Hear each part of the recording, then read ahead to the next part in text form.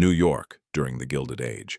Along the Hudson's edge, a colossal structure of stone and marble emerges, the grandest private residence in the entire city. Welcome to Schwab Mansion, the shadowy tale of New York's most expansive Gilded Age estate. Its creator, a steel tycoon who rose from poverty, sought to settle scores with extravagance.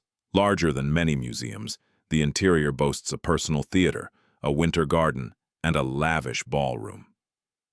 Yet, one issue looms large. Its location is all wrong. The established elite on Fifth Avenue scorn it, while the press ridicules the home's nouveau riche flair. Beyond those pains, it's more than mere revelry.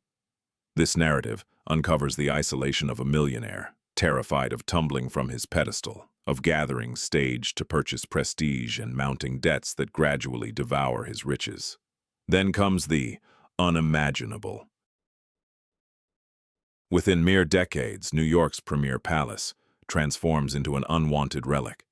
Efforts arise to sell it, lease it, or repurpose it into something ordinary. Ultimately, the city erases it from existence, as though it had never stood. How does a dwelling, crafted to symbolize triumph in life, become a cautionary tale for those chasing boundless fortune? And what traces remain of Schwab Mansion now? Chapter 1. The day New York doomed a palace. January 1948. A chilly dawn on Riverside Drive. Across the way, an elderly figure peers from his apartment window. Down below, a wrecking ball dangles still before the grandest private home the city ever saw, the Schwab Mansion. 75 rooms of opulent French chateau splendor, with towers stretching toward the overcast winter heavens. Poised for its demise, the initial strike hits. Dust from shattered stone billows where once stained glass softened the glow of afternoon sun. The rumble echoes over the Hudson, a resonant thud that fractures not just walls but a whole chapter of American Drive. On the pavement nearby, a modest group assembles, huddling in their coats against the frosty air, murmuring about the builder who perished, almost broke just years prior, and how the metropolis never embraced his vision. Yet this account doesn't start with ruin. It opens with desire, with a lad from Pennsylvania's coal regions who grasped that the nation's industrial boom would favor the daring who staked it all on steel. Charles M. Schwab entered a life without privilege. He arrived amid fumes, clamor, and the relentless pulse of smelters. In those formative days, observing laborers vanish into soot-choked factories at first light, he resolved to escape insignificance forever. The estate he later erected wasn't just shelter. It served as a bold statement, a carved proclamation that a Catholic kid from obscurity could join, and even eclipse, the Protestant upper crust of Fifth Avenue. Upon acquiring a full block between 73rd and 74th Streets on Riverside Drive, the old guard families observed with thinly veiled contempt. All understood that true prestige lay on Fifth Avenue. Riverside Drive marked the undesirable flank of Central Park, prized for scenery over social rank. Schwab paid no mind. He engaged architect Maurice Hebert with one clear directive. Design a marvel to render Andrew Carnegie's home seem tame. From 1902 to 1906, laborers reshaped the plot. They brought in pink granite, sculpting it into spires drawn from the chateaux of France's Loire Valley. Expenses climbed to nearly $7 million. To put that in perspective, a typical U.S. laborer made under $500 annually. The completed residence verged on the ridiculous in its vastness. 75 rooms, a bowling alley, a gym, a pool, 3 elevators, its dedicated power station, a winter garden, blooming with exotics as snow-blanketed Riverside Drive beyond. At its core lay a vast hall featuring a pipe organ whose tones could sweep through halls and passages alike.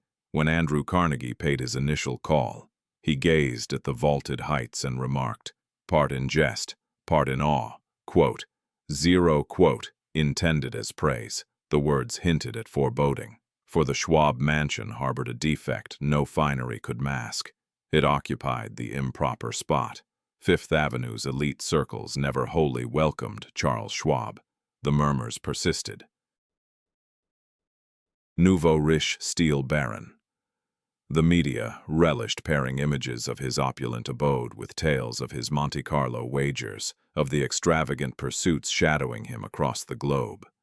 His wife, Emma, paced those immense corridors and recognized what her spouse denied. The residence was far too immense for a childless couple. The household employed dozens of servants, yet the spaces echoed with emptiness, resembling a magnificent hotel that had inexplicably overlooked, welcoming its visitors. For almost 20 years, Schwab sought to combat that void by surrounding himself with crowds and entertainment. Orchestras played in the vast reception area. He welcomed presidents and royalty through his gates. During chilly nights, the estate illuminated the skyline over Riverside Drive, resembling a stationary cruise ship anchored in granite. Yet, beneath the glamour, decay was setting in. The 1929 stock market collapse dragged the steel sector down too. Overnight, the tycoon who once warmed 75 chambers found himself unable to cover his real estate levies. Schwab explored every option. He proposed donating the property to the city to serve as the mayor's official home. Mayor Fiorello LaGuardia visited personally, strolling deliberately along the marble corridors before issuing the judgment that doomed the structure. Amid the Great Depression's grip, when countless families battled to afford basic housing, any public figure residing in such opulence was out of the question. The municipality turned it down. No donor emerged to save it. The grand residence endured, but its prospects faded into obscurity. Emma passed away in 1939. Charles, weakened in body and finances, relocated to a simple flat. He never returned to rest in his lavish domain. Into residential units. Vegetable plots into residential units. Vegetable plots for the war effort bloomed on grounds where elegant coaches had previously paraded in orderly loops. Then, in 1948, demolition crews rolled up to Riverside Drive. Nowadays, strolling that section from 73rd to 74th Streets reveals nothing extraordinary. Merely a standard high-rise named Schwab House. Pets strain on their leads. Runners hurry past, lost in their earbuds. Few glance skyward. Fewer still envision the spires that once dominated this horizon. The Schwab residence held the record as New York City's biggest private dwelling. It lasted under 50 years. Its erasure poses a lingering puzzle. What signifies erecting a monument so immense that society either rejects or fails to sustain it? In the following segment, we'll traverse these identical avenues, display archival images of the lost edifice, and follow the path from a young lad in mining territory to the figure who erected and forfeited a fortress. Chapter 2. A spectral sight in today's Manhattan. The snapshots seem unreal. Picture yourself at the junction of 73rd Street and Riverside Drive, clutching a sepia-toned print from 1910. The photo depicts a French-style castle, devouring the whole block. Spires, gables, sharply pitched slate coverings, panes reflecting the soft dawn glow. Lift your eyes from the image. Before you looms a straightforward red brick residence hall. 15 levels of unremarkable panes, a concierge in muted attire, a lady promenading with her golden retriever. Identical intersection, identical spot, utterly transformed reality. This marks the remnant of Charles Schwab's vision, just a label over the entrance. Schwab House. The majority of dwellers remain oblivious to its origin. They hold no knowledge of the chateau that occupied this space, the galas that echoed melodies across these lanes. The Iron Baron who thought permanence could be purchased through masonry. Manhattan wiped him out so completely that his spirit might wander lost. Still, apparitions linger in subtle ways.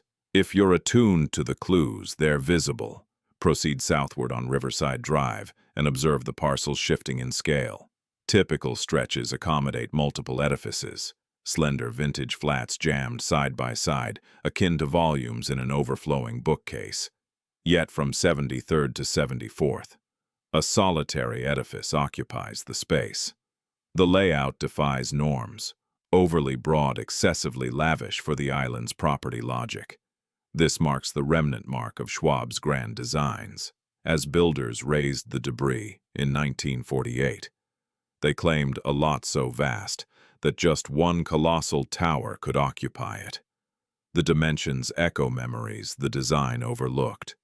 Venture into Riverside Park. Directly opposite, claim a seat oriented westward. This approximates Schwab's own vantage on warm dusks, gazing as the sun dipped beyond New Jersey's cliffs. The panorama endures mostly intact. The Hudson continues to shimmer in amber and brass hues. Yachts meander seaward. He selected this location for exactly that panorama. Evidence that fresh wealth could seize vistas rivaling those of established elites, could behold identical twilights, could savor the identical waterside winds against the skin. The paradox stings sharply. Schwab picked Riverside Drive after Fifth Avenue's elite snubbed him. Denied entry to their enclave, he'd construct something more splendid in his alternative. But that relocation itself etched his pariah role into permanence. The estate wasn't solely a victory, it admitted his isolation.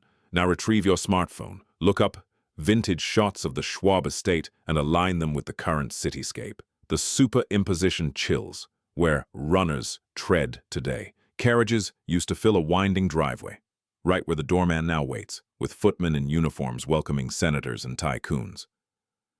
The Winter Garden, a glassy haven filled with exotic greenery, took up about the same area as the ground floor gym today, buzzing with runners on treadmills and bikes.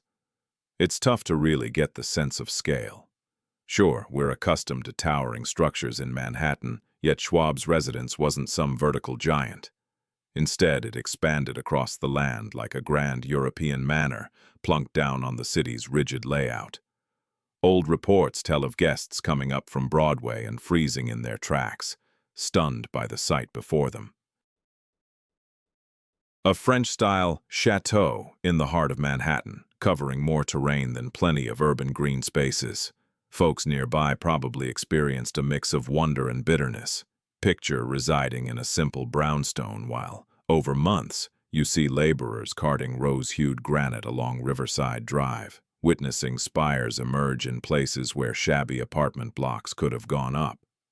Observing how one individual's vanity subtly reshaped the horizon you called home. Still, the estate introduced something fresh to the area. Status. Real estate prices on Riverside Drive rose steadily through the 1910s. Inspired by Schwab's bold move, other affluent clans started erecting their lavish residences close by. For a short, shimmering period, the west flank of Central Park appeared poised to challenge the grandeur of Fifth Avenue. But that era faded fast. The Great Depression shattered Riverside Drive's dreams, just as it wiped out Schwab's wealth. Opulent dwellings turned into rooming houses. Refined condos got divided into tiny spaces. The elite pulled back to their familiar enclaves on the eastern side, leaving the west, to evolve into a more artistic, everyday vibe, open to quirks and innovation. These days, Riverside Drive charms without chasing trends. It's serene yet lacks elite allure. The avenue has somehow reconciled with its past. Even so, under the streets and the base of Schwab House, bits of the old mansion might remain concealed. No digs by archaeologists have disturbed the soil around here. Nobody's sure what the demolition team stashed away amid the debris. Carved rocks, broken ceramics, echoes of an era that vanished in just one lifetime. The spectral site guards its mysteries. But digging up the past isn't required to grasp the events at this intersection. Just trace the wealth, the drive, the rise of a fellow from Pennsylvania's mining patches who forged a dynasty, only for it to erode over time. Charles Schwab's tale doesn't start in Manhattan. It's rooted in a modest place named Williamsburg, under the influence of Andrew Carnegie, the Scottish powerhouse who schooled him in the ways of steel but skipped lessons on moderation. Chapter 3. Steel kid from nowhere, Williamsburg, Pennsylvania. Not that hip spot in Brooklyn, but a tiny settlement in the Allegheny Mountains where the breeze carried coal grit and streams flowed murky from factory waste. Here, on February 18th, 1862, Charles Michael Schwab came into the world, the eldest of 4 kids to John and Pauline Schwab. They were Catholic amid a Protestant landscape, spoke German in an English-dominant society, and scraped by in a time when being broke was a fight for existence, not a minor setback. John Schwab labored first as a textile worker, later running a horse stable. Honest jobs that kept a roof overhead and meals on the table, though real stability stayed out of reach. As a boy, Charles learned early that the gap between scraping along and sinking was razor thin. Yet he also witnessed a marvel unfolding nearby. The steel sector was reshaping western Pennsylvania into the powerhouse fueling America's booming economy. Furnaces glowed the evening sky in fiery hues. Rail lines snaked over the hills like iron arteries. Folks who'd farmed their forebears' fields now shoveled fuel into beasts that spat out girders for spans, frames for towers, tracks binding a sprawling land. The clamor never quit. The swelter was fierce. But paths to a better existence existed for those bold enough to seize them. Schwab was determined to do just that. At age 17, he charmed his way into employment at Andrew Carnegie's Edgar Thomson Steel Works in Braddock, Pennsylvania. He started low as a rod handler in engineering, pulling in $1 daily. What set Schwab apart, though, went beyond any hands-on expertise. He crunched numbers mentally quicker than others could, with pencil and paper. And he connected, effortlessly, with bosses, crew, or suits, radiating a friendliness that left everyone feeling central to the scene. Carnegie, the driven Scotsman destined to be the nation's wealthiest, had a knack for identifying promise. In Schwab, he recognized a reflection of his younger self that hit too close, an insatiable drive, a zeal that turned barriers into opportunities. In just half a year, Schwab shifted entirely to the engineering division. 2 years later, he took on the role of superintendent. At age 25, he found himself overseeing the massive Homestead Steel Works, among the planet's biggest and most lucrative facilities. His ascent was almost comically rapid. Veterans twice his age, with far more years under their belts, suddenly answered to this articulate young fellow from Williamsburg. A few harbored grudges, but most ended up respecting his relentless energy. Schwab showed up at the mill long before sunrise and stayed well past sunset. He committed to memory the names of employees' spouses and kids. He noted their birthdays. If the firm's formal incentives seemed too meager, he'd dip into his personal funds for extra payouts. This wasn't mere scheming. Or if it was, it came across so transparently and earnestly that it shed any manipulative edge. Schwab truly enjoyed people's company. Their tales intrigued him, and their challenges merited his attention. Amid an era of harsh industrial disputes, where labor unrest met gunfire and activists mysteriously disappeared, Schwab stood out as an exception, a manager whom the rank and file didn't despise. Carnegie cherished that quality in him. The elder tycoon had constructed his vast holdings through shrewd operations and unyielding tactics. Yet he recognized that steel emerged from human effort, and people toiled more diligently for bosses they believed in. Through Schwab, Carnegie spotted a leader capable of extracting peak output from laborers while minimizing deep-seated bitterness. Come 1897, Schwab ascended to the presidency of Carnegie Steel at 35. The post brought him riches that dwarfed his father's wildest dreams. Yet for Schwab, fortune wasn't the ultimate goal.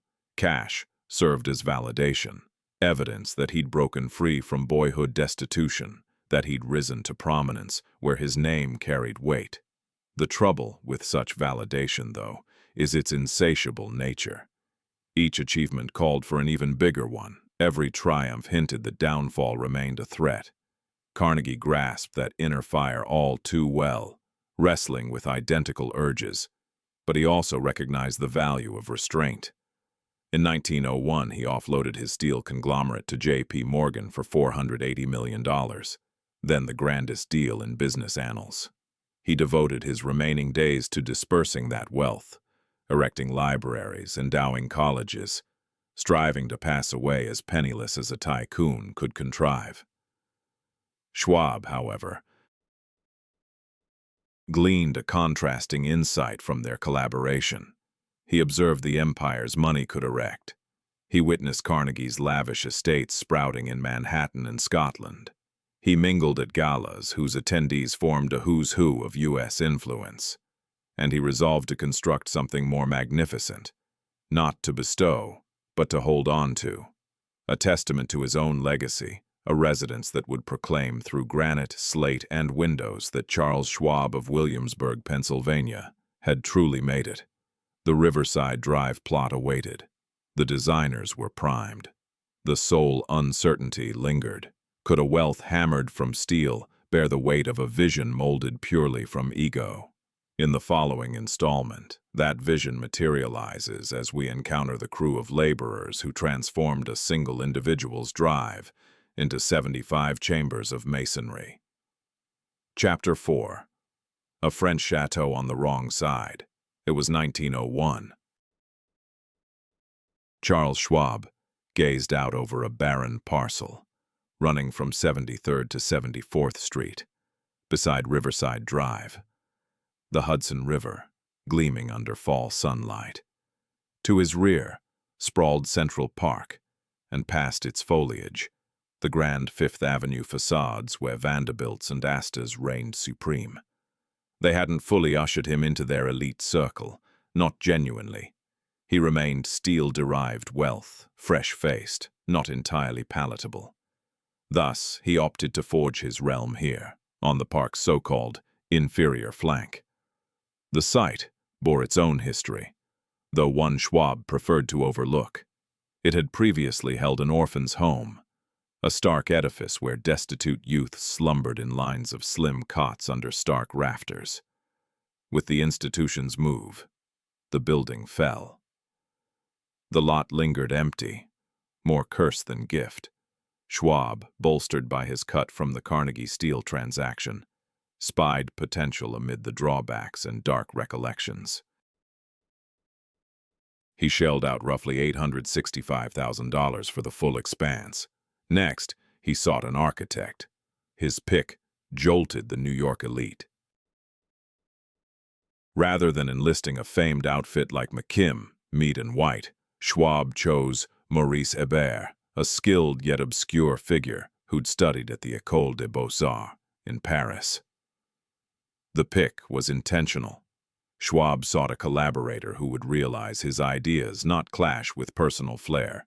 He craved command of each detail. The directives proved straightforward and uncompromising.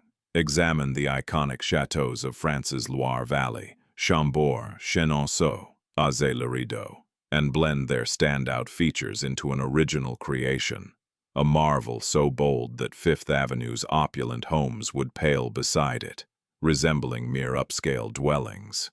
He delivered. Work started on the project in 1902, stretching out over a solid 4 years. During its busiest phase, more than 600 laborers were on site, masons hailing from Italy, woodworkers from Germany, and metal fabricators pulled from various spots along the East Coast. They showed up in the pre-dawn hours, scaled frameworks that reached toward the sky, and toiled through each day, transforming unrefined rock, wood, and metal into a dream dwelling for a single individual. The sheer scale challenged comprehension. 75 chambers, 40 baths, a lower level featuring a bowling lane, an exercise area, and a pool adorned with custom-painted tiles from Italy. 3 lifts, engineering wonders at a time when most folks in New York relied on their own feet over ropes and pulleys. A dedicated power generator to ensure illumination stayed independent of the municipal power's fickleness. And, dominating the grand reception area, a massive organ whose tones could drift across Riverside Drive whenever the expansive panes were flung wide. Every inch evoked old-world nobility. Intricately sculpted limestone exteriors, sharply pitched slate coverings shipped over from France, spires climbing about 75 feet over the pavement.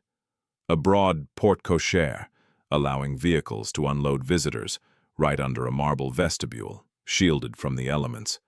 Wrought iron barriers emblazoned with the Schwab lineage emblem.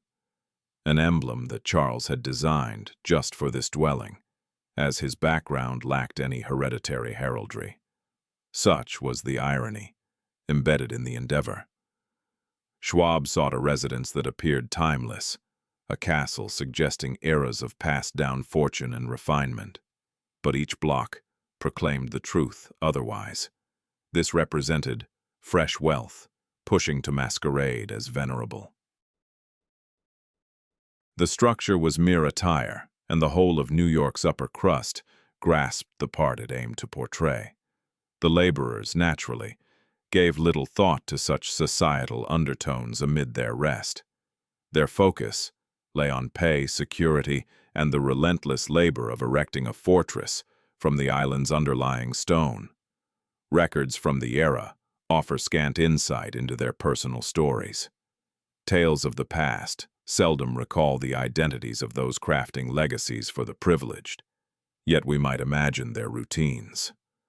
The heft of granite slabs pressing into protected palms, grit that settled deep in breaths and fabrics, the biting gusts on platforms towering over Riverside Drive, the ever-present danger that one wrong move might transform labor into catastrophe.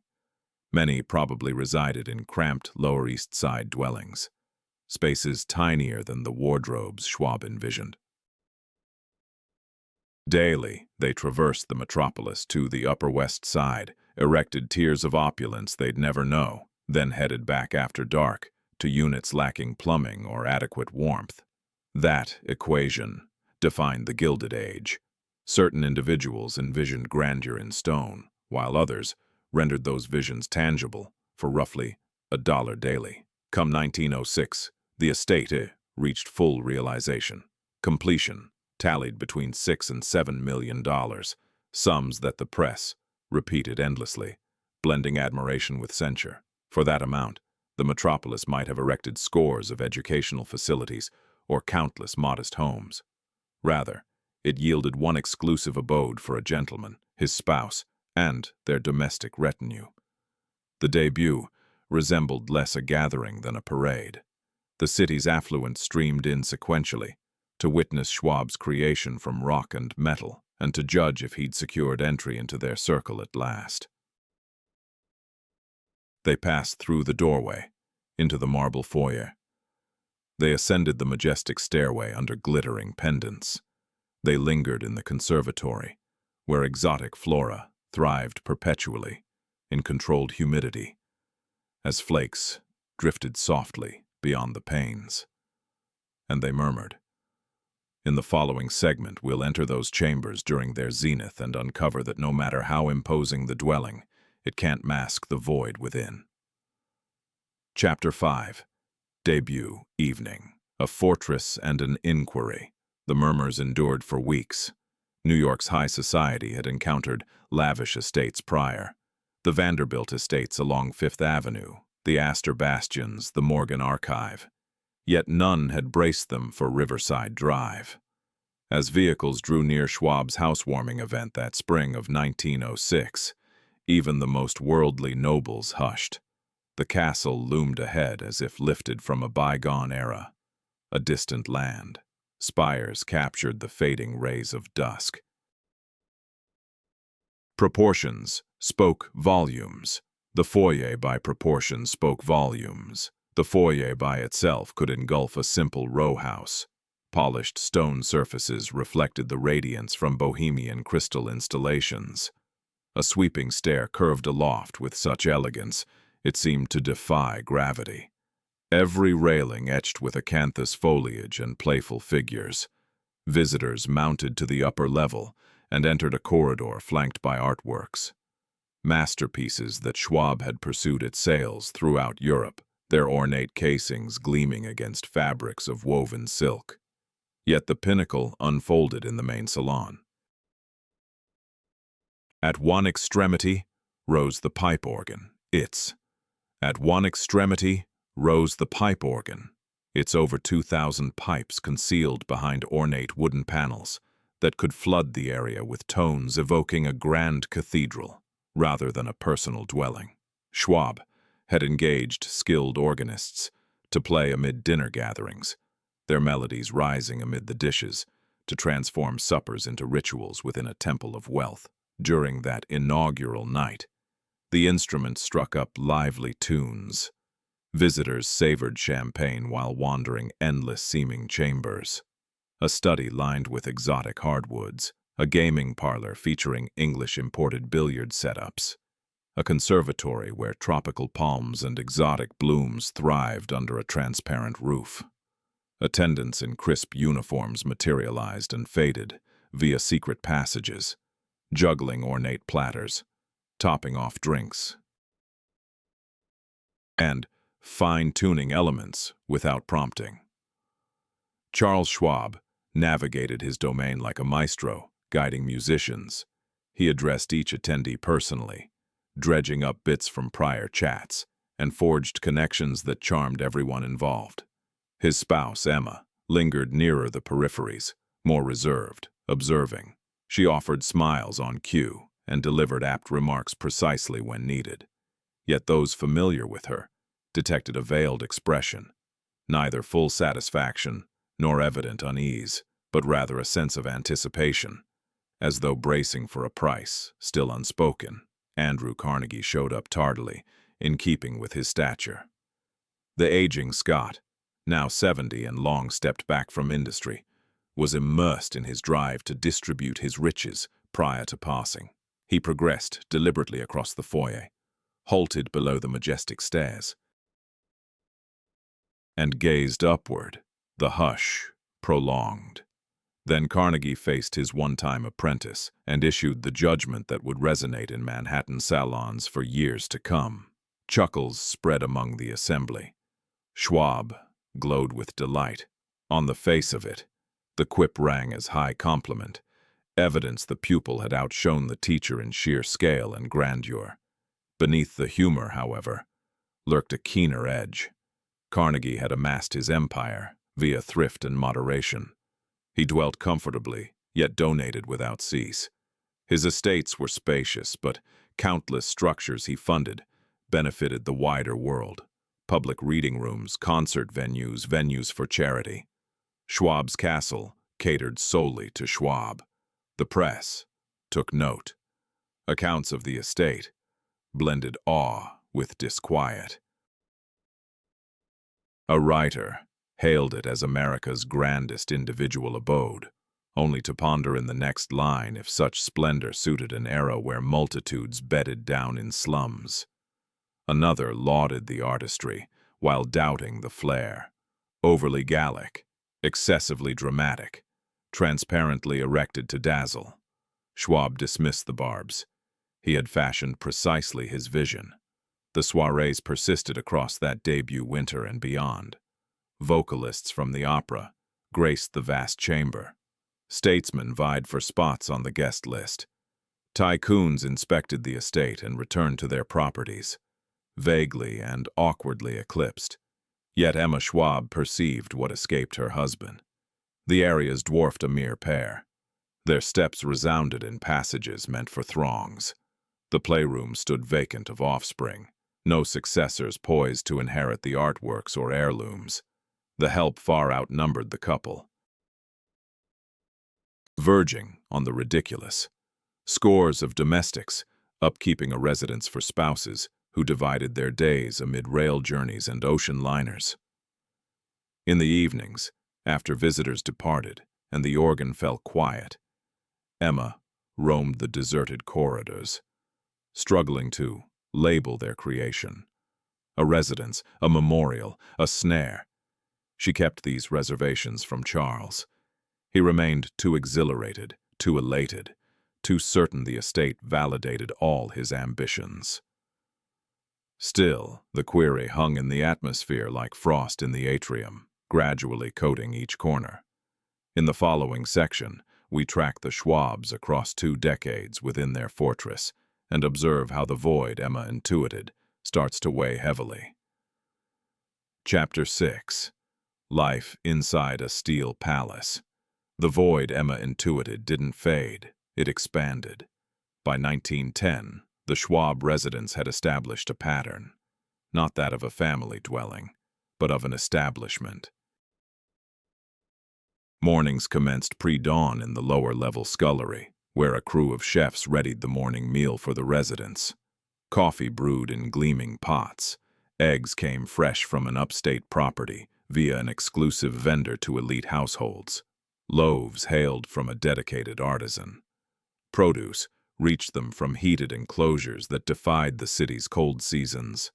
The personnel ranged from 40 to 50, varying with the time of year. Maids cleaned chambers unused for weeks. Valets burnished tableware stored away between events.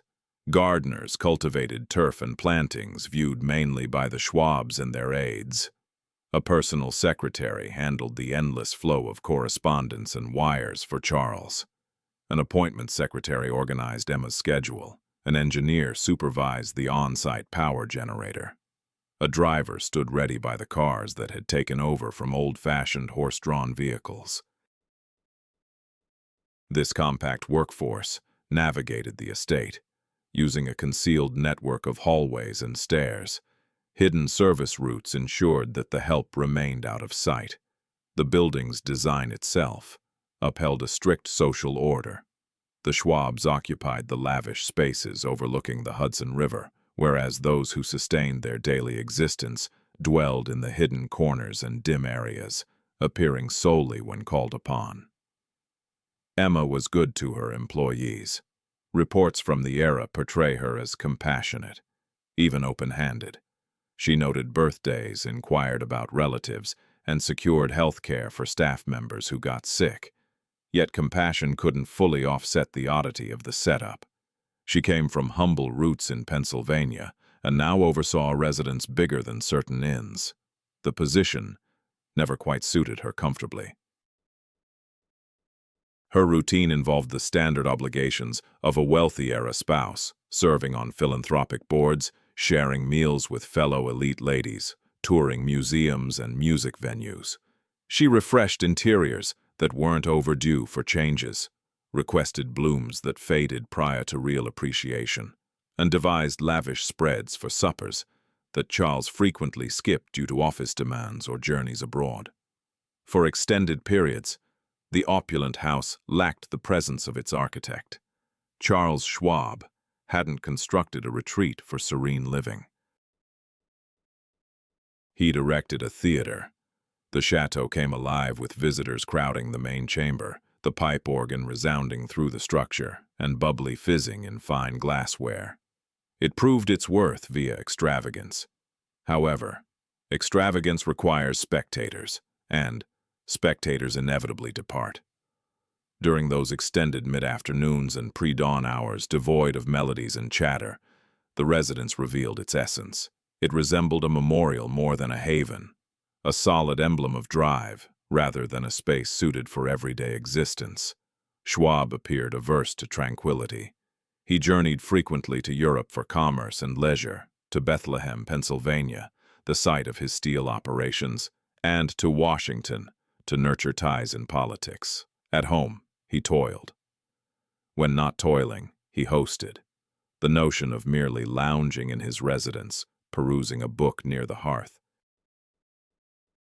or strolling the property alongside Emma scarcely matched his persona. Emma adjusted. She fashioned a more intimate domain within the vast one, claiming a set of chambers on the higher levels where life felt more approachable. She established habits independent of her spouse's attendance. She drew solace from a tight-knit group of companions who came by often, ladies who recognized that riches didn't ensure joy, and who never judged her for voicing uncertainties. Those uncertainties lingered, though. The pair had no offspring. The archives offer no clue if it stemmed from decision or fate. Still, the void influenced all aspects. The third-floor nursery remained equipped and vacant. A sequence of chambers intended for an eventual lineage sat idle. Kids' sleeping quarters, a classroom, a recreation area without purpose. Emma occasionally wandered these areas, trailing her fingers over the seats that stayed unoccupied, picturing the sounds that remained unheard. Charles avoided the subject. He directed his fatherly zeal elsewhere toward his workforce. At Bethlehem Steel, he acted as a caring patriarch to thousands of laborers. He delivered talks on devotion and kinship, distributed holiday birds at Yuletide, and supported educational grants for employees' kids. The firm evolved into the legacy the house could never contain. Time wore on. The estate welcomed chief executives. William Howard Taft dropped by, followed by Warren Harding. Artists played in the expansive room. Fundraising events for medical centers and children's homes gathered substantial sums. The Schwab surname featured often in gossip columns linked to terms such as sophistication, liberality, and refinement. Yet beyond the images and sleek accounts, the truth stayed more straightforward and melancholic. A duo traversing 75 chambers, each pursuing their solitary path, questioning if the cost had merited the outcome. In the following segment, we trace Charles Schwab past the estate's boundaries into the gambling dens and controversies that gradually dismantled his achievements. Chapter 7. Fast Lane. Charles. The gaming houses of Monte Carlo recognized him personally. Every winter, Charles Schwab showed up on the French Riviera, as if drawn by instinct, heading to milder climes. He traversed the continent in luxury train compartments, trailed by attendants and aides toting funds sufficient to buoy a minor nation's coffers. At the roulette tables, dealers accorded him the respect afforded to those who could squander vast sums impassively. And Schwab, despite his shrewdness in industry, found himself unable to turn away from the roulette's turn. Everyone knew about his penchant for gambling. Publications from America to Europe covered his trips to Monte Carlo, with equal parts intrigue and condemnation. Back in 1902, Andrew Carnegie openly scolded his one-time protege, following accounts of particularly lavish defeats. Schwab expressed regret, vowed to change, and yet showed up at those very gaming spots the following year.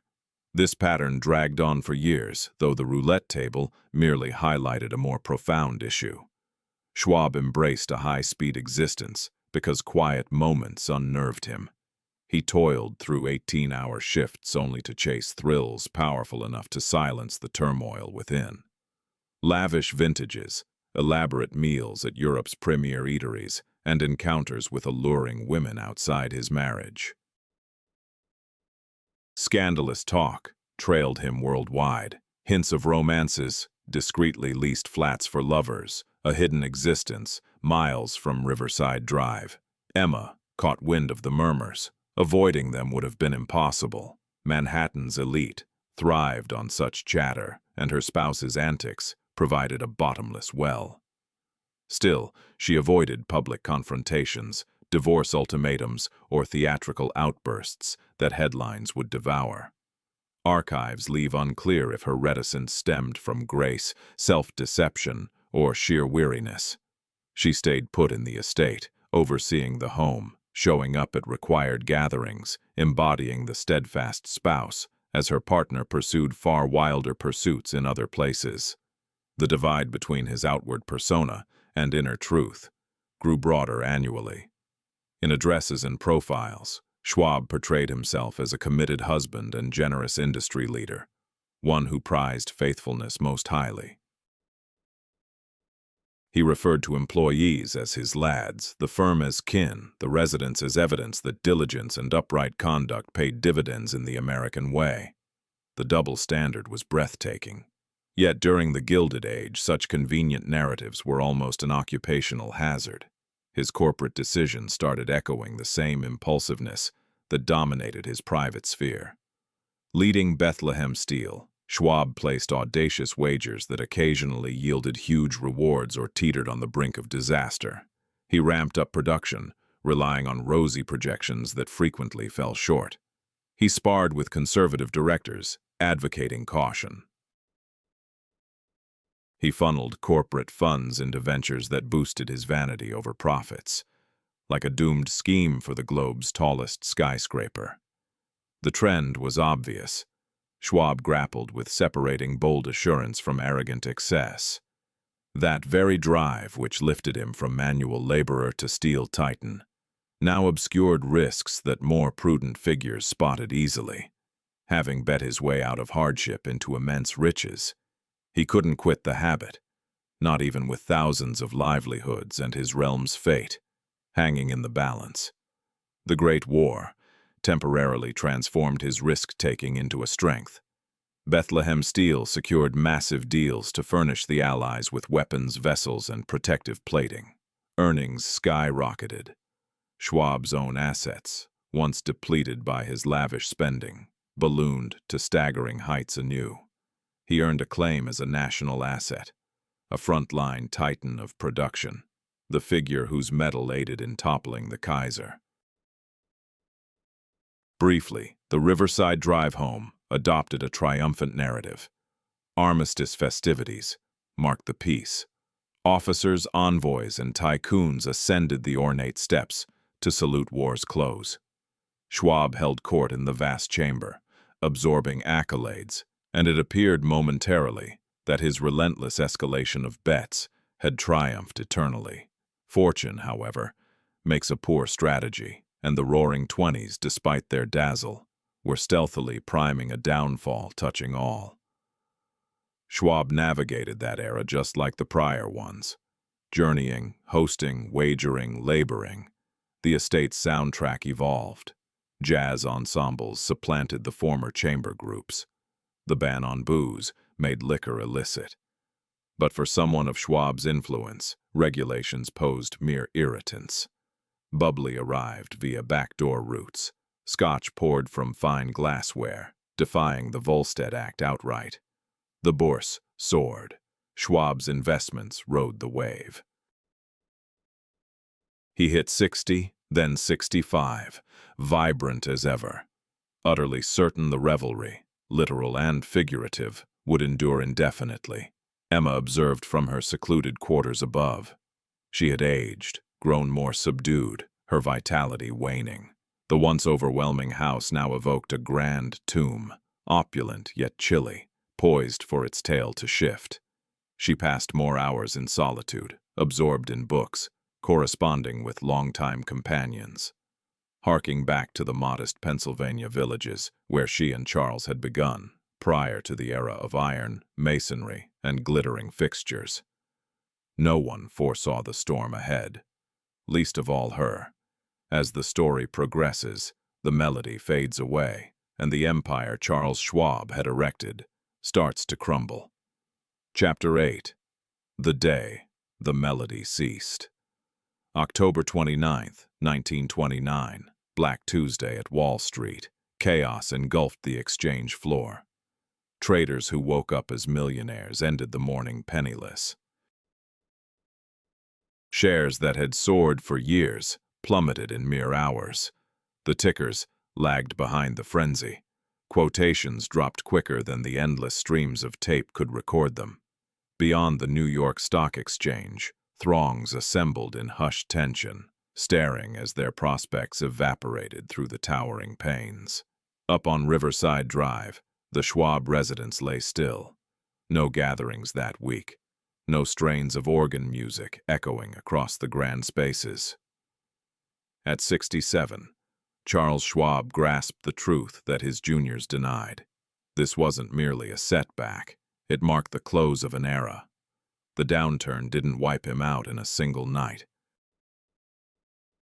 Unlike gamblers who leveraged debt for shares, Schwab's fortune rested largely in Bethlehem steel. Tangible holdings, actual plants, genuine equipment. Yet steel holds worth only amid demand. Following Black Tuesday, orders for it dwindled to a trickle. Building initiatives halted nationwide.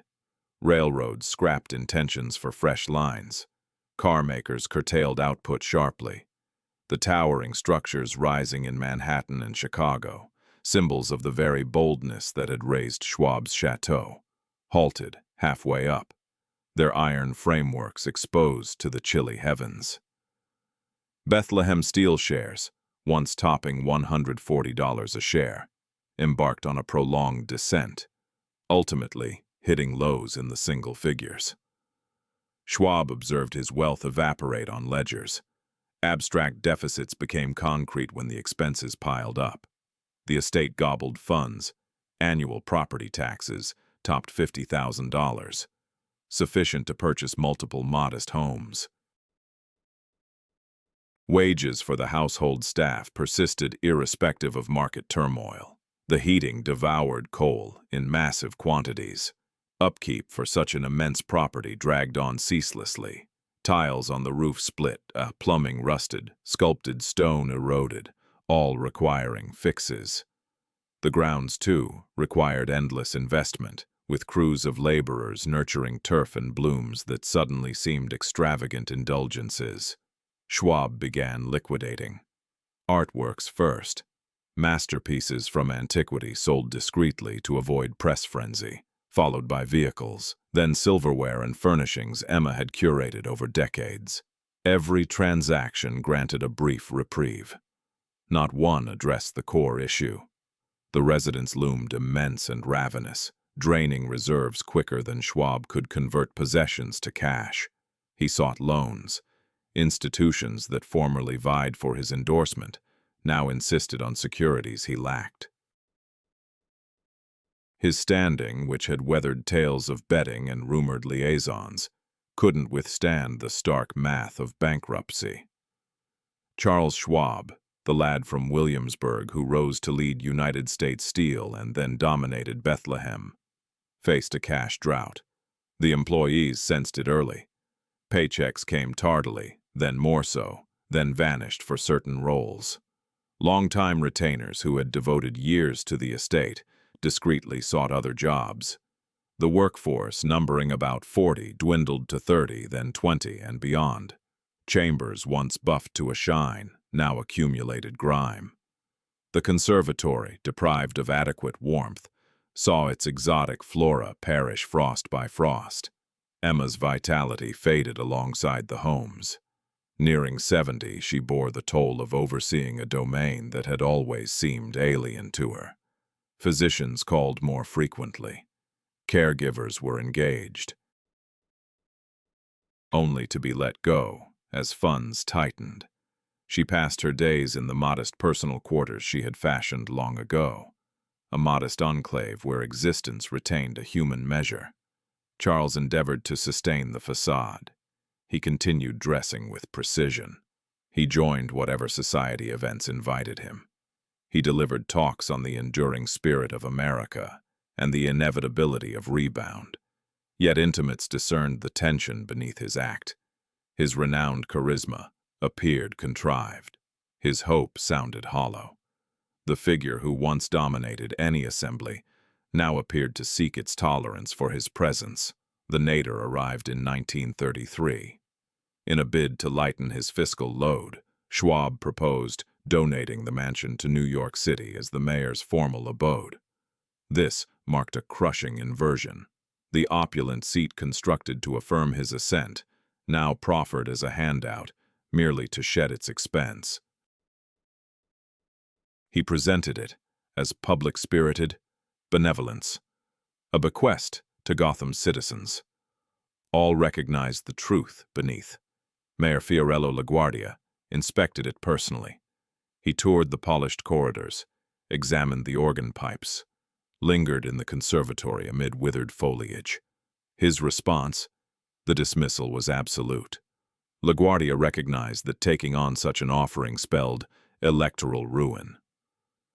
Amid the widespread joblessness, gripping millions of New Yorkers, people starving and facing eviction, no politician could possibly take up residence in a 75-room chateau without sparking public fury. The estate had turned into something impossible to sell, donate, or even appreciate. In the upcoming chapter, we observe how the grand residence, meant to symbolize Charles Schwab's ultimate victory, devolves into a boarding house, while its builder fades into the shadows. Chapter 9. What? Me? In that. The mayor's declaration rippled across New York high society like an unassailable judgment. Fiorello LaGuardia wasn't a heartless figure. He was a pragmatic leader, compact in stature, always disheveled, renowned for his unyielding integrity. His rise in politics stemmed from championing everyday New Yorkers, newcomers from abroad, laborers, households squeezed into cramped tenements as lavish estates loomed half-vacant along the Upper West Side. During his 1933 visit to the Schwab mansion, when he issued his assessment, he wasn't ridiculing Charles Schwab personally. Instead, he voiced an undeniable reality that Schwab himself refused to confront. The Gilded Age had ended. Its grand symbols were no longer badges of glory but burdensome relics. LaGuardia fully grasped the fallout of accepting the property. Cameras would snap him ascending the majestic staircase. Headlines in papers would showcase images of the mayor luxuriating in 75 chambers amid endless queues for bread, snaking through urban streets. Rivals would weaponize the chateau as an emblem of America's deepening divides. The very home Schwab erected to showcase his triumphs would doom the prospects of any unwise soul who dared occupy it. Thus, LaGuardia turned it down. That decision locked in the mansion's grim destiny. Schwab withdrew into quiet seclusion. The tycoon who once captivated presidents and steered vast enterprises started shunning journalists, skipping social events, and vanishing from the gossip pages that had chronicled his every step for years. At 71, he felt utterly drained, witnessing the unraveling of his life's work on all sides. Emma passed away in April 1939. Her departure was subdued, occurring in the grand house she had never fully embraced, tended by the handful of staff still on hand. Brief notices appeared in the press. Spouse of the magnate, elegant entertainer, supporter of good causes. None alluded to the years of isolation, the echoing passages she had paced, or the partner who lingered physically, yet drifted emotionally. She was 77. Without heirs' diaries or accounts of her true sentiments about the Riverside Drive showpiece, she left little trace. To a modest suite in a Park Avenue, to a modest suite in a Park Avenue residence hotel. Plain spaces, basic decor, a stark reversal of the opulence he had chased throughout his career. The chateau lingered largely deserted, though not completely forsaken. A minimal team of overseers continued patrols to prevent total ruin. Yet the vast hall echoed without the roar of organ notes. The winter garden cradled nothing but exposed earth. Dust settled over unbuffed marble surfaces. The underground pool remained dry, its surfaces fracturing. Gradually, chamber after chamber, the estate surrendered to gradual deterioration. Schwab's vitality mirrored this descent. He had projected vigor, fueled by an inner drive that shrugged off the strains of sleepless evenings, lavish dining, and endless journeys. Yet the economic downturn had fractured an inner core beyond medical repair. He wasted away. His renowned charisma dimmed. Associates, calling at his Park Avenue quarters, described talks that circled endlessly, recollections that clashed with reality. A figure grappling to retain mastery of his personal narrative. On September 18, 1939, just over 4 months after Emma, he breathed his last. The coincidence carried a poignant relief, as if he had lingered only until cleared to join her. The tributes in print were extensive, yet restrained. They hailed his ascent from hardship, his pivotal hand in forging U.S. steel, his wartime efforts from 1917 to 1918. The Riverside Drive estate earned fleeting nods as famous and palatial. Details of his betting escapades or financial downfall stayed omitted. In passing, demise bestowed on Charles Schwab a dignity that existence had often withheld. Still, it offered no rescue for his holdings. Upon review by attorneys, the ledgers verified long-held fears among intimates. Charles M. Schwab, once steward of fortunes in the hundreds of millions, exited life with liabilities surpassing his holdings. Estimates differed across accounts, though certain accounts pegged his shortfalls at over $300,000. The Steel Emperor, architect of New York City's grandest private dwelling, departed essentially insolvent. The property was no longer fully his, to bequeath or retain. Years prior, he had shifted title via strategic legal steps to guard against claimants. Yet documents alone couldn't resolve the core dilemma. During the Great Depression in America, hardly anyone had interest in a sprawling 75-room chateau. The structure lingered unused, with mounting taxes accelerating deterioration, and amid the diminishing grandeur of that once majestic estate, an unexpected scheme emerged. One that would repurpose Schwab's lavish creation in ways he could scarcely have foreseen or approved.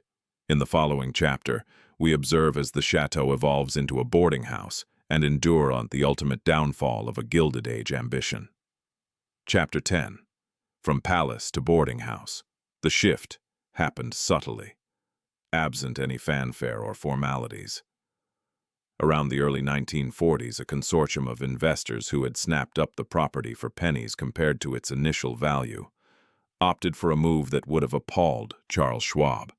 They partitioned the grand residence, dividing its opulent chambers into modest living spaces. Converting the domain of a steel tycoon into shelter for everyday New Yorkers, prioritizing cheap lodging over lavish marble features. The renovations proceeded swiftly and without remorse. Partitions rose in spots no designer had envisioned. The vast Great Hall, crafted for orchestral performances and elite gatherings, got segmented into several dwelling units. Laborers fitted tiny kitchens into what were once lavish dressing areas. Pipes snaked through chambers previously graced by fine artworks. The Winter Garden fell victim to subdivision into tight quarters that lost all trace of its former glazed roof elegance, each fresh opening for a door, and every length of piping installed, erased more of Schwab's grand design. The incoming tenants showed up hauling luggage and kids along with belongings that would have seemed absurd in the untouched mansion, but suited the fragmented suites just fine.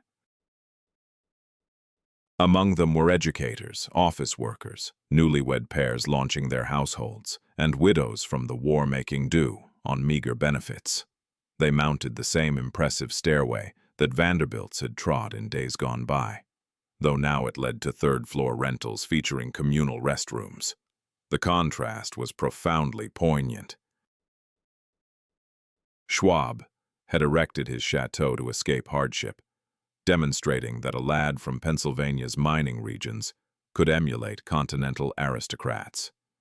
Yet here was his legacy, sheltering folks akin to his own upbringing. Modest households for whom a sturdy shelter, enclosing walls and a personal buzzer signified real success. The estate had looped back to the very stratum its architect had sought to transcend. Daily existence in the repurposed manor carried a peculiar air. Yet it functioned. Tenants swapped tales of phantom steps echoing through vacant hallways, latches unfastening without touch, and inexplicable chills in spaces meant to stay cozy. Whether spectral presences or merely the creaks of a weary edifice riddled with concealed ducts and overlooked airways, the truth remained elusive. Still, such accounts circulated among the dwellers, forging a fresh mythology to supplant the bygone glamour. The surrounding estate underwent equally stark alterations. Manicured lawns, once tended meticulously by squads of groundskeepers, now hosted wartime vegetable plots. Neat lines of carrots and peas sown by occupants contributing to the conflict's demands. Clotheslines dangled in paths where horse-drawn vehicles had passed. Kids chased games across patios built for bubbly soirees.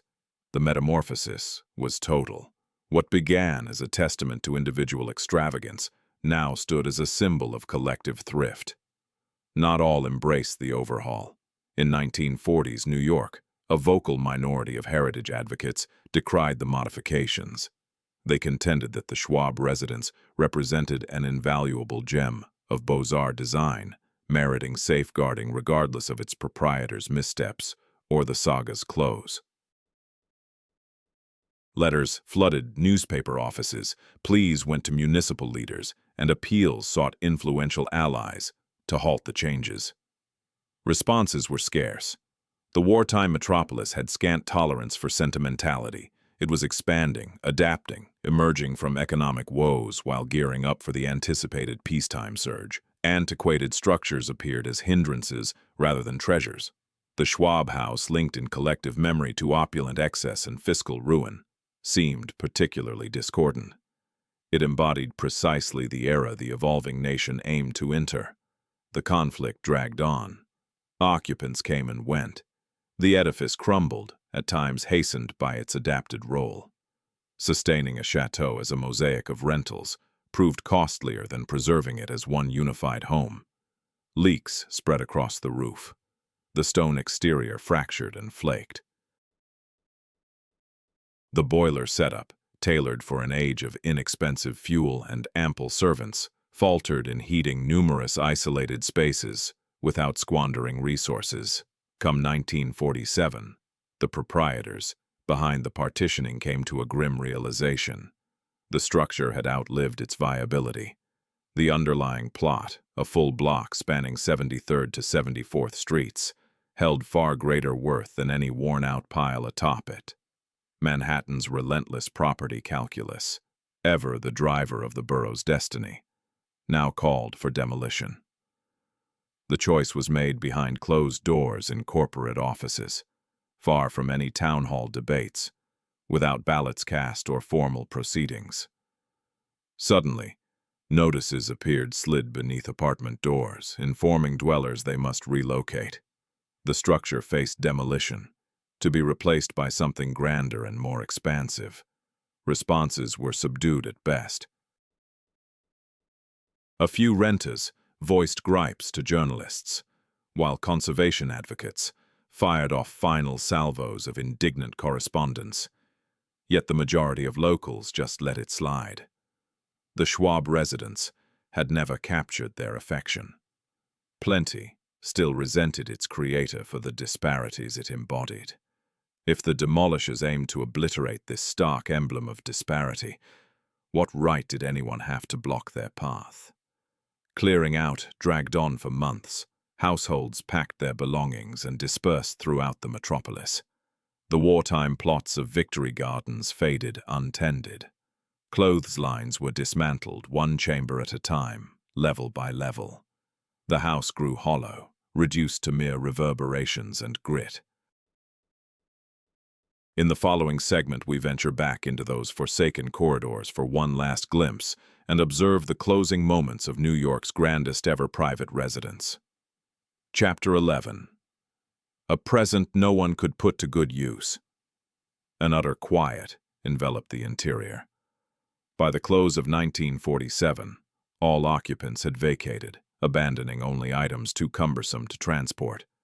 splintered furnishings, soiled bedding, crayon sketches pinned to panels that formerly showcased priceless artworks. For the first time in the 4 decades since its unveiling, the Schwab estate loomed vacant. No staff buffed the stone surfaces. No melodies from the pipe organ resonated through the vast atrium. No footfalls resounded along the majestic stairs. It had revealed its true essence. A hollowed-out frame poised for disposal. Municipal examiners showed up to evaluate the site. Their assessment sketched a scene of refined ruination. Moisture had warped the oak planking in the eastern section. Sections of ceiling plaster crumbled from surfaces retaining ghostly outlines of custom frescoes. The conservatory, denuded of its enclosures amid the shift to multi-unit living, now lay exposed to the elements.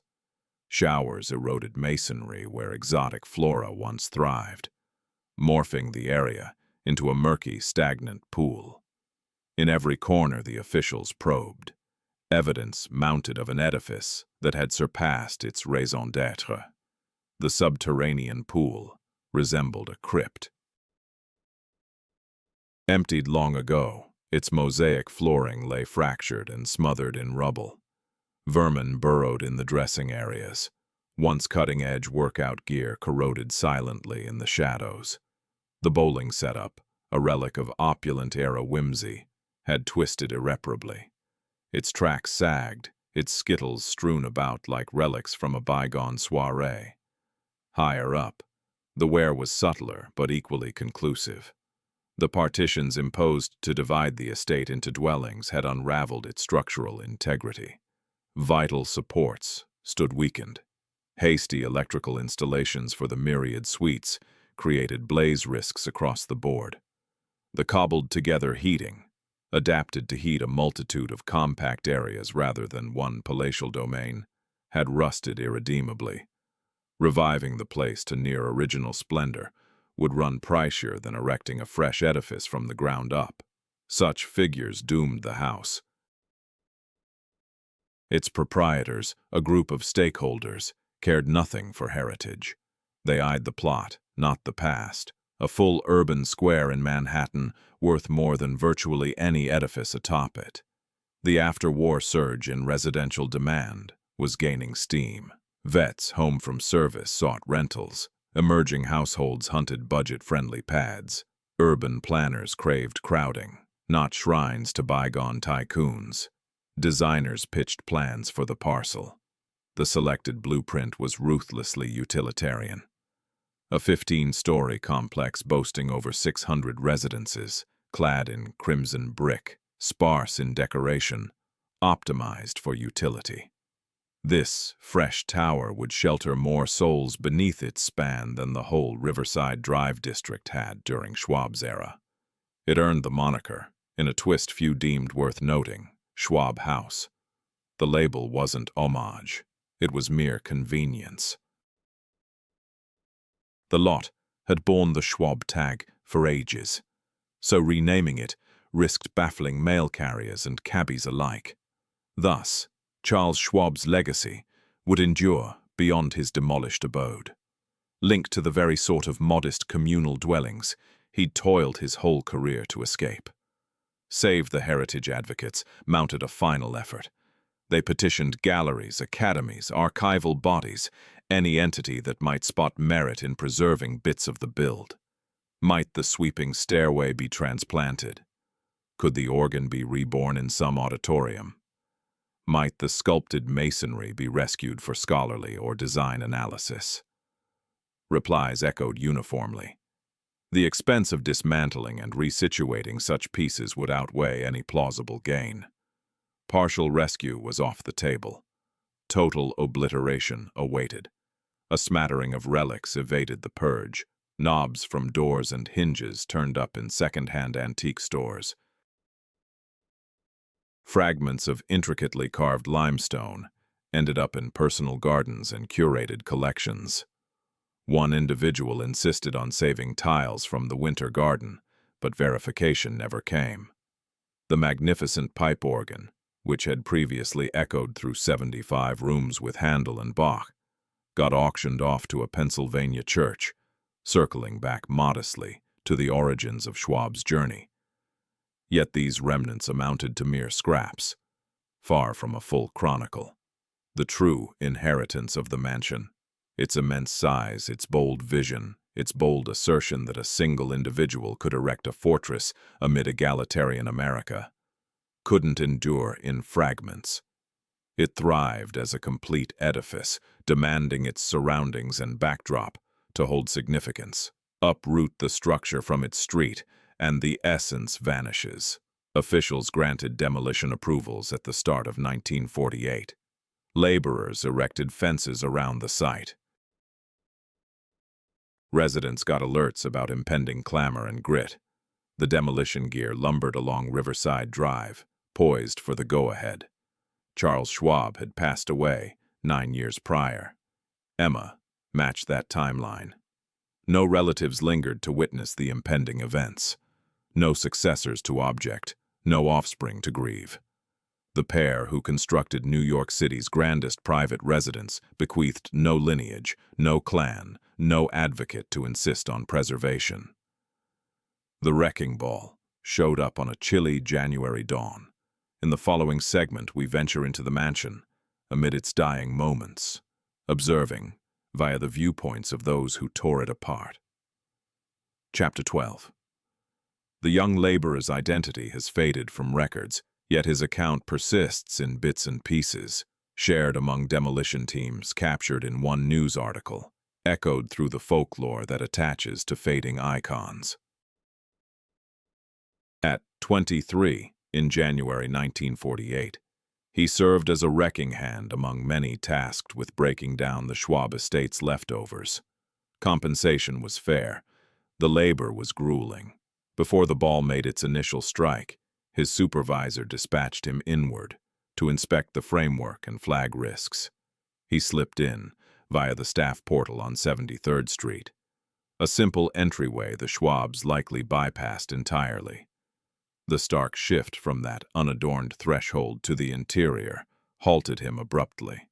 He stepped into a hallway lined with oak panels, the timber retaining a subtle luster under layers of accumulated grime. Dim rays seeped past soiled panes, illuminating ornate trims untouched by upkeep for ages. The atmosphere carried scents of gypsum, chilled masonry, and an ancient undertone beyond identification. Venturing further inside, he reached the kitchen, which dominated much of the lower floor. It boasted industrial-scale setups by mid-century norms, massive cast-iron ranges, suited for cooking entire beasts, stretched along one side. Suspended from hooks near a lofted roof, he could scarcely make out. Copper vessels gleamed dully, yet unbroken. He imagined the bustling personnel once here, the feasts emerging from those hearths, the legion of aides required to nourish a home that hosted heads of state and nobility. The vastness daunted him. It resembled a production line for opulence more than a mere cooking space. Ascending, the sweeping stairway unfolded like a surreal vision. Marble treads broader than his own flat's corridor. Wrought iron balustrades coiled into foliage and tendrils. He ascended cautiously, his sturdy boots imprinting paths in the undisturbed powder from the prior occupant's departure. Midway up, a fractured but largely intact stained glass pane dispersed hues over bare surfaces, denuded of artwork. Subtle outlines lingered on the upholstery, tracing spots once occupied by pictures, echoes of absent portraits. The vast hall stole his composure. Despite its divisions, its blemishes, its void of furnishings, melodies, and vitality, the space retained an aura surpassing mere measurements. The vaulted top dissolved into gloom. Surfaces, abraded where dividers had been stripped, bore tatters of silken damask adhered to the stucco. At the opposite extremity, the organ loomed, its bulk and intricacy delaying swift extraction by its new ecclesiastical owner. Tubes ascended like petrified bursts of melody, poised for fingers that would never return. Pausing at the chamber's heart, the laborer grappled with the spectacle. Raised in Brooklyn, amid cramped quarters, cramming 5 souls into areas tinier than this one space, he knew no one from such existence, nor had he conceived it possible. Pressing on with his assessment, each successive area delivered that jarring blend of splendor and decay. A lavatory featuring gilded hardware, now corroded to a queasy verdigris. A study with integrated bookcases, soaring 20 feet. Bookless, yet imposing in stature. A sleeping chamber boasting a hearth spacious enough for an adult to enter upright. Its mantel etched with mythological tales from Greece, now muted by sediment. Up in one of the cramped servants' rooms on the 4th floor, squeezed beneath the roofline, he spotted something that halted him in his tracks. Etched faintly into the wall's plaster next to the window, barely noticeable if you weren't searching for it, were the letters JM alongside the year 1904. A member of the initial building team had etched his signature there. A fellow like himself, a youthful hand laboring for pay to erect a wealthy man's fantasy, had occupied that very position 44 years prior, and opted to seize a sliver of lasting legacy. The laborer pulled out his pocket knife, pausing briefly. Then he inscribed his own initials right by the faded ones. 2 nameless individuals divided by nearly 50 years, connected through a subtle act that would escape everyone's attention. As he headed for the exit, he unscrewed a brass doorknob, substantial and fashioned like a lion's head. He rationalized it as merely a memento to share with his kids someday. Yet deep down, he recognized its deeper significance. It served as evidence that this estate had truly existed, that he had roamed its corridors, that such grandeur in architecture had once materialized in enduring stone and timber, however fleeting. Come morning, the teardown commenced. The wrecking ball arced in ponderous, devastating sweeps. Every strike unleashed clouds of debris drifting over Riverside Drive. Every thud ripped off sections of the exterior. Another spire, another chamber whose creation had outpriced a lifetime's earnings for typical households. The crew maintained their detached expertise, bodies operating on reflex. Yet a few of them lingered amid the pauses, observing the manor disintegrate, conscious, admitted or otherwise, that they were obliterating a creation irreplaceable in its kind. Come springtime, nothing but debris lingered. In the following segment, we observe a fresh edifice emerging from those remnants and discover what supplanted New York City's grandest personal residence. Chapter 13. From Chateau to Schwab House, the wreckage vanished more swiftly than anticipated. By the close of spring, 1948, vehicles had carted off the final bits of rose-hued granite and sculpted limestone. The parcel, spanning 73rd to 74th Streets, stood exposed for the first time in 50 years. And stark void amid the urban layout where a fortress had loomed. Building work kicked off without delay. Building work kicked off without delay. The emerging structure ascended with the lean pragmatism of after-war America. Absent were the bespoke masonry, stones imported from overseas stone pits, or drawn-out timelines pursuing flawless elegance. In their place, uniform crimson bricks and factory-made elements. Labor teams rotating to hit firm timelines. The builders aimed for units habitable by 1950. They achieved it. Schwab House, retaining the label with its wry twist, reached 15 floors over Riverside Drive. Its exterior boasted scant decoration. Straightforward window surrounds, a simple entry awning, sharp contours, and 90-degree edges. The guiding principle was starkly practical. Peak capacity, least excess, affordable rates for everyday households, prioritizing room over show. Eventually, 620 units populated the tower, each modest and functional, arranged for everyday use over ostentation. The divergence from its forerunner could scarcely be more pronounced. Schwab's estate had extended laterally over a full city block. This successor layered existence upward, packing residents into one compact form. Where the chateau demanded some 50 staff merely for upkeep, Schwab House ran on a modest crew of attendants, loaders, and repairmen. Where the old pile had accommodated a pair amid 75 chambers, the newcomer sheltered multitudes in four-room averages. The initial occupants moved in during 1950. Educators from local institutions, desk jobs heading to Midtown, budding pairs stashing cash for future suburban pads, seniors scraping by on pensions. They inked agreements oblivious or indifferent to prior history.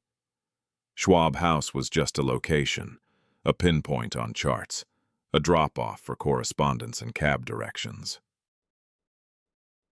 A few veteran locals attempted to recount it. They displayed faded snapshots of the estate, recounted soirees glimpsed from afar, evoked the initial offered polite grins, acknowledgments, a grand organ resonating through the home at this intersection. The newcomers offered polite grins, acknowledgments, then resumed settling in. Recollection eroded at an astonishing pace. In 10 years, the Schwab pile devolved to hearsay. In 20, even that haze dispersed. Seasoned residents clashed in recollections, conflating the Schwab site with other lost domains, jumbling timelines until the authentic tale dissolved amid rival narrations. The surviving photos that passed around depicted a building more akin to a Loire Valley fortress than anything imaginable in Manhattan. There must have been some overstatement involved.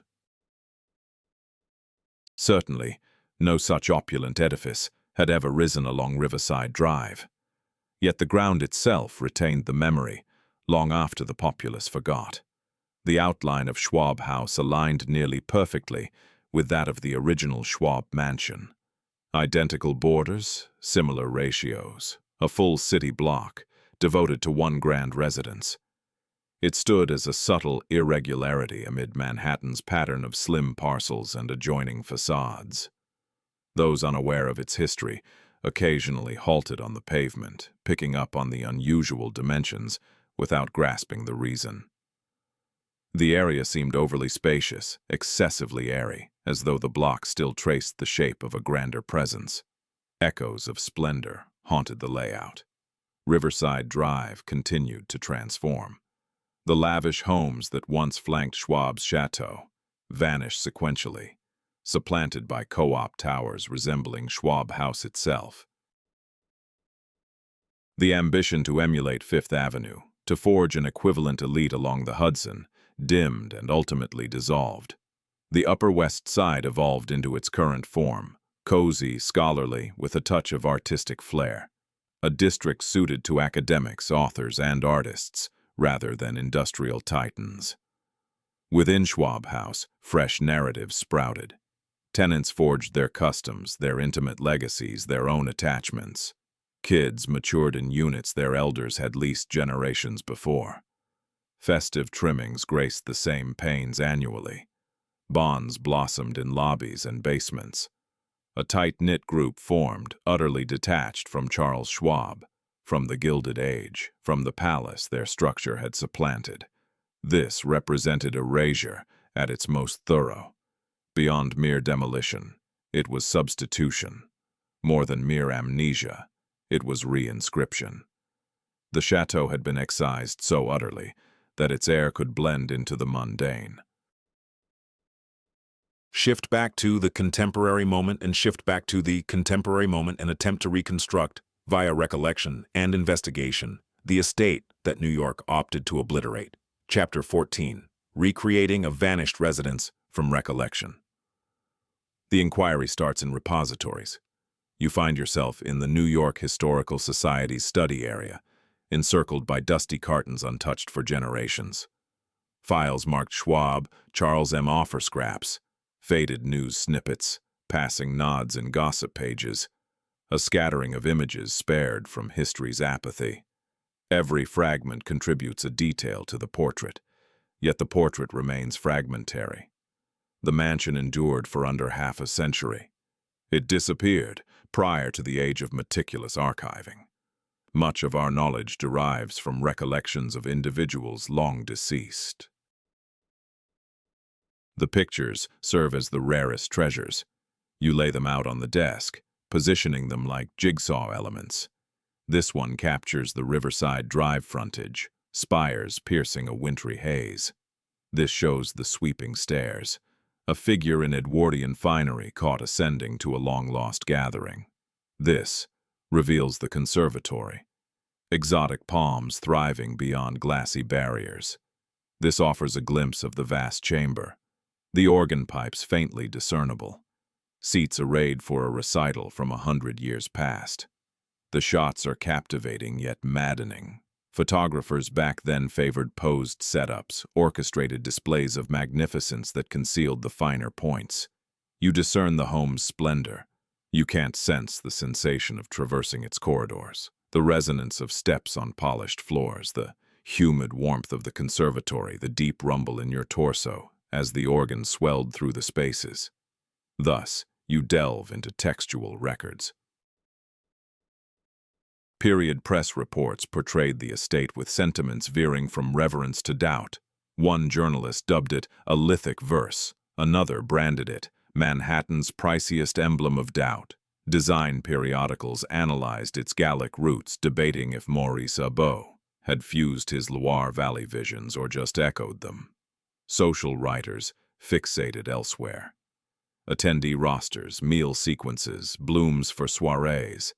They noted seating arrangements, attire choices, tardy arrivals, and notable absences. Few bothered with the routine rhythms, the serene dawns, idle middays, the home's atmosphere absent any spectacle. You pivot to pursuing individuals over documents.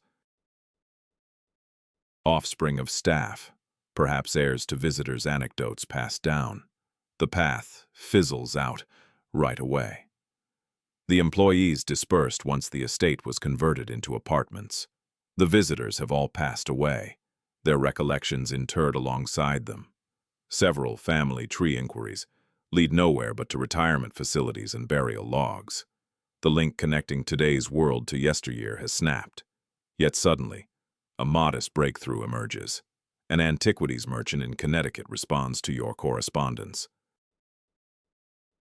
He mentions possessing a doorknob from the Schwab residence, a brass lion's head acquired years back during an auction of estate items, complete with a scribbled memo asserting its origin from the Schwab estate. He forwards images. The fixture is substantial and ornate, evidently crafted for a structure designed to captivate anyone who grasped its handles. Verifying its authentic provenance from the house proves unattainable, yet the account rings true. The seller consents to an in-person inspection. You grasp the doorknob yourself. The metal has patined over time, yet retains its crisp contours. The flowing mane, the firm jaws, the aura of solidity and endurance. It conveys the essence of an object engineered to endure for ages rather than mere years.